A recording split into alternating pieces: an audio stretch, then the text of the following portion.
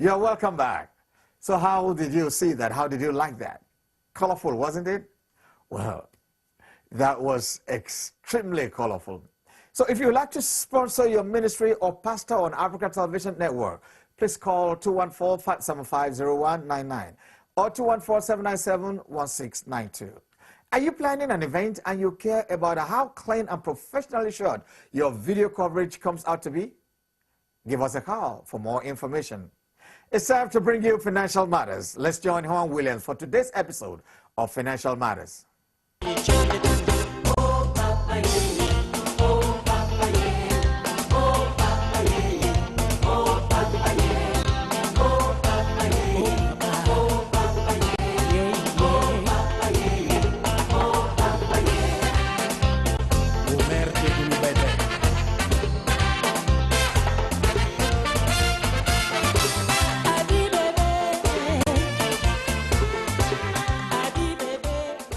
Today we want to look at some investing tips and tools that you might want to use, but I have to caution you, I am very skeptical when it comes to investing in certain products, and here's why. And today we're going to go back and forth to the board, and I'm going to talk to you, have an open conversation about investing, okay? Let's give you an example, okay? Many of you might be thinking, where should I invest my money? Where should I put my money? And so you go to the bank, you go to a financial institution, and they tell you that they have great rates on CDs, great rates on money market accounts, great rates on a broker CD. And so you say to yourself, okay, what is a great rate? Well, there's ways that you have to determine whether the rate is good for you, but there's a lot of things that you need to know before you go out here and start investing. One of those is the fact that you need money to be able to invest in products and services that's going to give you good return. So ask yourself this question.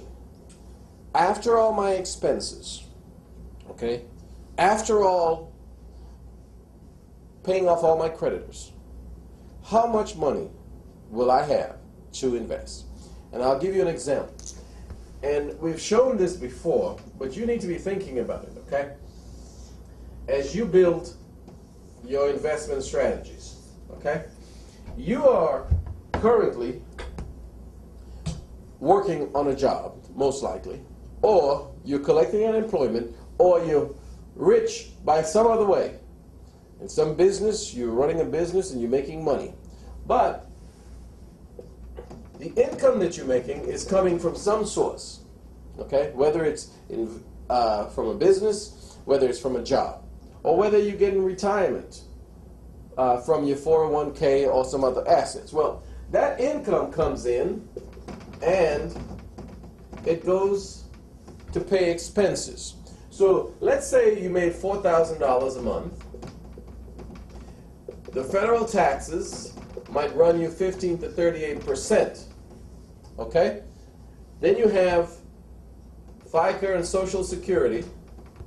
That's going to run you another 7.65%. And then you have all of your 401k retirement that's going out of that paycheck before you even get the paycheck. So at the end of the day, you might end up with about $2,800 in income, or what I call cash flow, money that you actually can work with for the rest of the month. Okay? Now, what happens is you're using that money to pay your expenses. Now, these expenses, of course, might start with your home or your house, or if you're renting an apartment. So you pay for your house. That might cost you about $1,000 a month.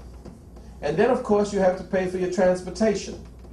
So the car payments and the insurance might run you another $600 a month. Then, of course, you have to get to work. So you spend $50, $70, $80 a week on gasoline. Now, that will run you about $250 for the month. Now, you can clearly see that your income after taxes is now going to pay for expenses that you have. So what happens after you pay for the house, the car, and the gas? Well, now you get the utility bills. Now let's combine the utilities: the gas, the electric, the water, your home phone, the cable. Most people are looking at anywhere from $500 or plus in utilities. Okay, but you've got to eat, so you're going to go out and buy grocery and food. That might run you another $100 a week if you have a couple of kids in the home. So you're looking at maybe $700 a month, and this is just not for grocery. We're talking about eating out, going out to lunch, taking people for dinner, and entertaining people at the home. So now you're paying for grocery. Okay?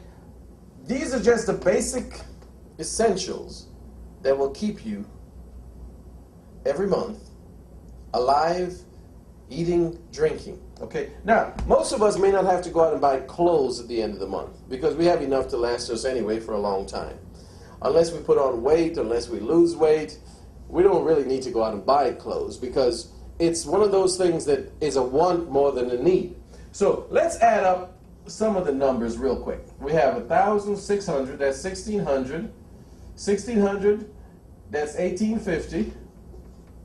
Another 500 on that would be about 1,350. Another 700.